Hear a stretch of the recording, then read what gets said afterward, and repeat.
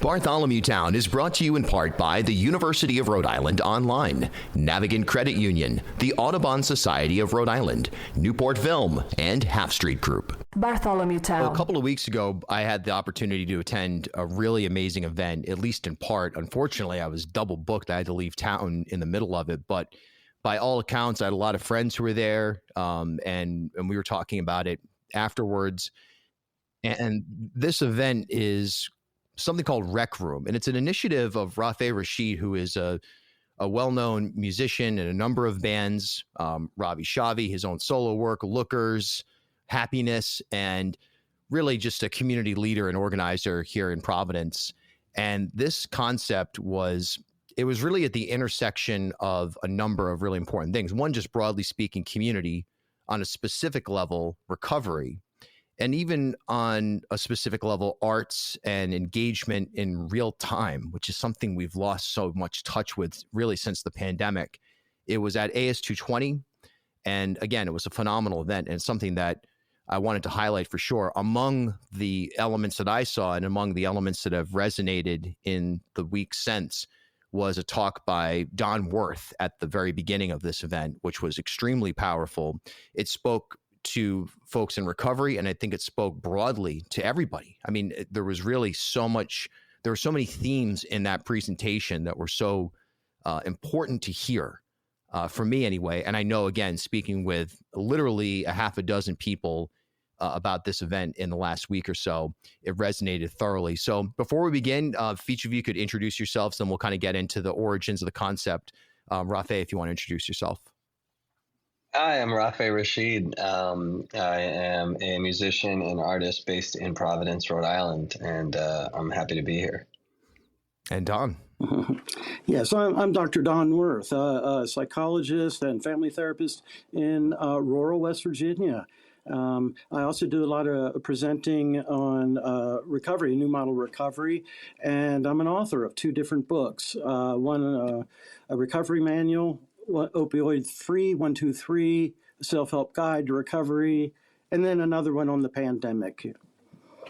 All right, thanks. And you made the journey through, as I understand it, the snowy, what would it be, Appalachian Mountains or smoky, rocky? That wouldn't be rocky, that's for sure, unless you got really detoured. But Rafay, what was the origin for Rec Room? And Rec Room, W-R-E-C-K, room, two words. What was the origin concept here? Well, it's funny. Initially, it was an idea that I had when I was super young. Like when I was like 15, I always wanted to make a rec center. And then through my 20s, my work in the art world in sort of participatory artworks with my cousin and with other artists, sort of, in the gallery and museum context, creating work that required participation on the visitors end. That sort of led me to this concept of like, okay, maybe I can do this in a gallery or museum setting. So I wanted to create basically a rec center, not a model of a rec center, but an actual rec center that folks could participate in, that would create community, that would fill a gap in our society, to be honest. And that's how it was initially going to start. It was going to be a 6-week exhibition with different programming every day. So as it turned out, the gallery we were working with it kind of folded. So I thought maybe it would be better to do a series and not try to wait for a perfect moment, but to try to just do it in chunks, in one day sort of events. And as220 propped up as a thing for that, as a venue. And it was kind of like a perfect coalescence because I've been working in recovery. I've been in school and attending conferences for that. And that's where I met Don, and I saw a talk that he did on recovery centers of the future. And I thought, oh, okay, this would be a great way to integrate all these different worlds where, we're not only looking at how to revamp and make the world of art more interesting and the world of music more interesting, but also the world of recovery. So that's where it kind of became like a three-headed hydra. Super important event, like I said, and there was a component for awareness around, frankly, the atrocities happening in Gaza right now. And it was really just, it was almost like this full scale, like heads up, get around other people and take a look around you at the world that's happening. Eliminate all stigma, eliminate all preconceived notions, and let essentially art, music, community, and frankly, expertise guide you through this space. Don, what was your first interaction with this broad world of work that you've engaged in? You gave a really compelling talk, but for the listeners, when did you get into the work that you've become well known for? By accident and necessity. The opioid epidemic just crushed us here in Appalachia. Appalachia, we are connected to each other in our little hollers, and so intergenerationally. And when the opioids hit, it just started disintegrating these social networks, the social fabric that was Appalachia. So it really hit us hard and really didn't know what to do. And the old medical models, NA, they're just not effective. And we were giving medicines, quote unquote medicines, the same substances to help people that were on these same substances. So in 2009, I heard a powerful lecture on the chemistry and biology of human relationships. Who wouldn't want to sit in on that one? And when he was naming the neurotransmitters that run our social network in our body, he was naming the 5 major classes of drugs people abused. So when I realized that, I really started getting on the bandwagon, and I wrote a recovery manual, Opioid Free 123, the self-help guide to recovery. And the one step is looking at this through this social lens. And once we do that, we start looking at recovery as developing our social nervous system. That's pretty much what recovery looks like. And then I went back into the literature. And the literature, all old stuff, 72, all old stuff, showed how to rebuild relationship. And Dr. Harlow and the Harlow Monkey studies, still on YouTube, was integral in that, because what he showed us is by play with others, not just people that are sick, by others, over time, rebuilds the social nervous system. Mm-hmm. And that's what Rafay took with him. He developed a fun way of recovery that people don't even know we're in recovery.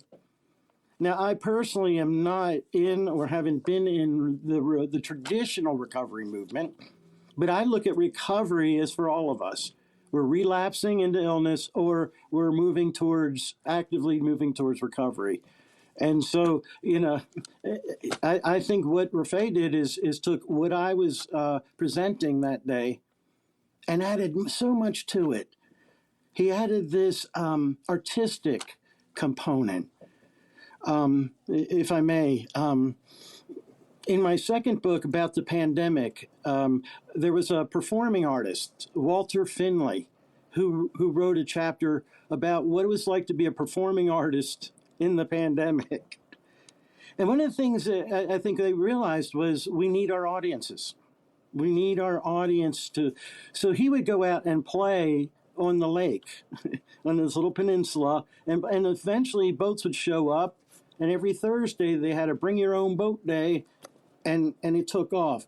So what I realized is performers need the audience, and recovery is isomorphic to that. We in recovery need the audience. We need each other to draw us into recovery. Well said. Couldn't agree more. And foundationally, Rafay, what took place at as220 with your initiative here, there's nothing else like it happening in Rhode Island. I've never seen anything like it anywhere, where you were able to find this multi-intersectionality. But at the end of the day, a lot of times you hear even that word, multi-intersectionality, it sounds very academic. It sounds very programmatic. At the end of the day, you could really boil it down to a bunch of people were in a room together surrounded by a thoughtful presentation, having fun playing games, and great music and art. Like, that's what it was. And that served the community as a whole. What do you see in terms of the series going forward? Yeah, I think, and I appreciate that sort of like distillation of what was going down, because it can, in both the art and recovery circles, get quite heady and abstract. But when you boil it down to its elements, it's quite a simple thing, and people like to gather and people like to organize and have fun. Going forward, yeah, I think just working on those elements that made that day work, and just keep crystallizing that, and trying to harness that energy and move forward in a way that just feels even more concentrated and more deliberate and thoughtful. Bringing in people also from outside of, continuing to bring in people from outside of the Providence community, trying to engage with the larger art world, I think would be an amazing venture for us in Providence, where we have such a vibrant art community coming out of the DIY scenes, but also through RISD, but largely not being in conversation with the larger art world. So bringing that in, and then continuing to bring in folks who are doing important work in mental health and recovery, in wellness in general. And finding ways to just work on the dramaturgy of it all, I think the talk and the games and the music is one way to do it, but I'm totally interested in how can we rearrange that? How can we bring in folks with their own vision, do their version of whatever they think a rec center should be? So I think it'd be great if it becomes kind of autonomous and run by other people in the community. Yeah, I can see that as well. It seems like a movement that eventually could become almost like anarcho, in the sense that it doesn't really have a central, it could happen anywhere at any time. Anyone could facilitate this type of experience, whether it's branded the same way or not. It's more of a mentality and an approach.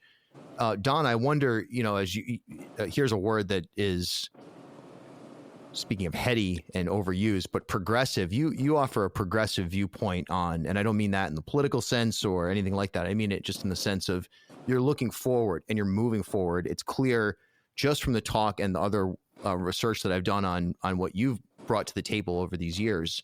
But when you look at the Rec Room project and what took place that day, how does that inform your practice going forward? That's an excellent question, Bill. Really, thank you for asking it.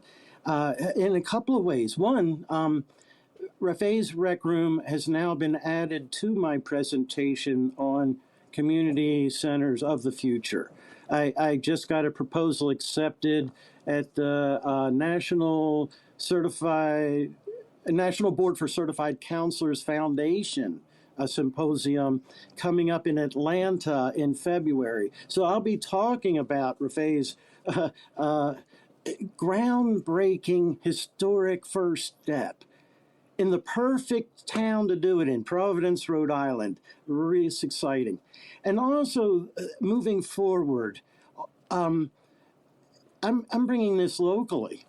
So we are in our county already having discussions about doing our rec room on Saturday nights, using Rafay's model of a lecture, discussion, affiliation, and then moving into fun. We do cornhole here, and so we'll have some other games and things, and then we'll move into some local artists, bringing them in. And whether that's a poetry reading or whether that's some songs, we have excellent talent here. So we're using Rafay's model. He developed this, and it's replicable. We could put this in anywhere in the U.S. I think that was the thing that really struck out when I was there, but more than anything in talking with folks after. It's replicable and it's repeatable. And that's so hard to do, especially when you're talking about it from your kind of original concept, Rafay, with this is a 6-week installation. And installations in the art world are both these amazing experiences, whether for me, it's more of an attendee type of experience, but there's also a sadness because it's over. It by design has to end unless it's the artist's own studio. It's finite, and this is an infinite project you've launched. It is, and let me add just also that relationship is forever. Once we make these relationships, like I had the experience too with Rafay and all his friends, once you have those relationships, they're in there forever. So I can always turn to that moment, the photograph, nostalgia, and re-enter those relationships. So thank you, Rafay, for giving us that experience. Sure, yeah. It's also wellness focused instead of illness and sick focused. It's a wellness focus. And fun. And thanks, Bill, for also talking about, how it's not a self-contained, like finite thing that we're building. I think it's super important that it's something, whether it is conceived of as a work of art or as a series or, a community building practice, regardless, it's something that can keep building on itself and serves a purpose. And also a shout out to as220 who facilitated this. They're like a pivotal space in our community, no doubt about it. Yeah. We're fortunate to have them. Hail.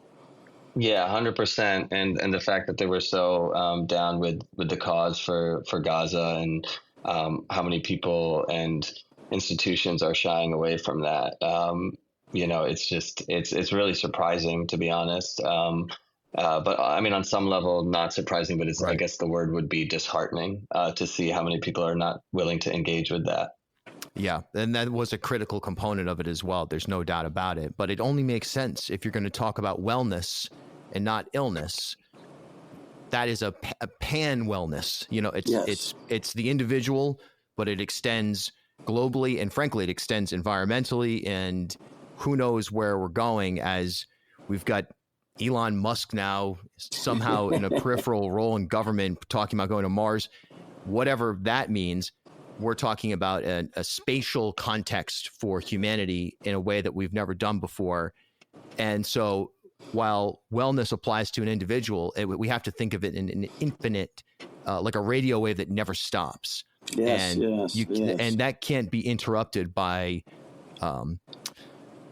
what some would say, and I think I would say is an inability for people to wrap their heads around atrocities happening on our planet, whether it's Gaza, climate change, you name it, it's real. And stepping in the way of that is impeding the flow of progress and wellness.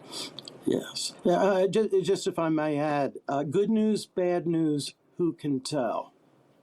We learned that from the pandemic. What appears to be terrible news, it brings us often together, and it resonates. And what Rafay did was a fine example of thinking globally and acting locally, and not forgetting the global picture, but making the difference locally. Again, I thank you, Rafay, for doing this for us. Yeah, amazing work, both of you, and thanks for your time today. Thank you, Don, and thank you, Bill. And we couldn't have done this without each other's help. So, and I hope we continue to work together. We can. Thank you for providing the platform, Bill. You want to talk about longevity? Take a look at Navigant Credit Union. As Rhode Island's first ever member-owned credit union, Navigant Credit Union has been a staple in the local business community for more than 108 years. That's right. Today, Navigant's a $3.4 billion institution serving more than 136,000 members across 25 physical branch locations. But since its founding in 1915, the mission has never changed. Navigant Credit Union's team of financial professionals have remained committed to improving the financial well-being of the families, businesses, and communities they serve across Rhode Island. Learn more at navigantcu.org. You know, I got a great education at the University of Rhode Island. It's something that I use every day in all of my work. And now the University of Rhode Island, if you haven't heard, they're offering a wide array of programs Online. That's right, URI Online. Check it out at uri.edu/online or give them a call, 401-874-5280. I can't thank the University of Rhode Island enough for the outstanding education that they provided me. They're one of the best universities in the Northeast, public or otherwise. Give them a call, 401-874-5280. That's 401-874-5280, and learn about the University of Rhode Island online. Our news desert is getting bigger and drier. Poignant words from Wayne Cabot as he was signing off WCBS New York for the final time, the news radio icon going off the air. And hey, we try to do our part every day here at Bartholomew Town, ripodcast.com, and part of our sustainability depends on our listeners. And if you would like to support the independent journalism that we produce, visit patreon.com/BartholomewTown or just click the support link wherever you're listening. Let me tell you about my friends at Half Street Group. They bring a new generation's perspective to leadership communications, strategic public relations, and digital marketing. Half Street helps organizations and leaders take control of their own stories and manage their reputations. They get results for their clients by focusing on audience, message, and culture, and by leveraging their decade-long relationship with media and opinion leaders in the Ocean State and throughout New England. And you can join me and Half Street Group founder and president Mike Rea for a conversation every month about news of the day, the hottest media analysis, and a look behind the scenes at how impactful leaders drive conversations. Learn more at halfstreetgroup.com. Hey, thanks for stopping by Bartholomew Town. For more content, follow me on Instagram at Bill Bartholomew.